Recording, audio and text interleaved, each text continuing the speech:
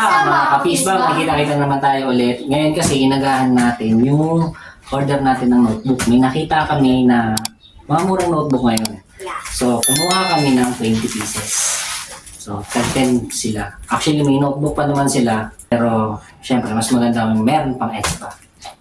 Tingin ko sakto to sa ano nila. Diba? Ilan ba nagamit yung notebook sa buong school? 13?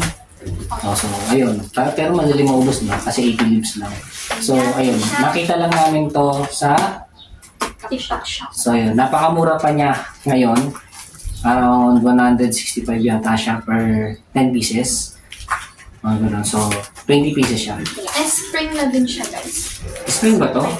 Alam ko hindi na to spring eh. Spring siya. Ayan na din. Spring ito yung Hindi kayo kumuha ng yarn. So, buksan natin. Spring daw to. Sabi ko nga sa kanila mas maganda yung yarn kaysa sa spring. Meron sila doon na pagpipilian ata. Yung nakita namin. Merong spring, merong dahil, tapos meron din sila yung stapler lang. Maganda siya. Kasi hindi siya yung typical na notebook lang na nabibili natin. Ito. Yung bubuksan kasi matagal pa naman yung pasokan this year. Para ma-protectionan lang din yung notebook. Pero kung ako sa inyo, maganda siya, spring. Alam ko, may nakita ako, may mga naka-yarn na neto. Double spring siya. Ayan, double spring siya, so matibay ito. Pero kung ako, mas maganda yung naka-yarn na kasi eto, possible niya sirain mo. Pag mo, butasin na ito. Pero depende pala sa paggamit, sa paglagay. Ito kay Ate Elixir, at ito kay Ate Alodia. So ayan, meron na sila. Inagahan lang natin para pagdating na pasukan kasi, hindi na ako nag-iisip na naghahabol. Kasi alam ko baka tumaas siya.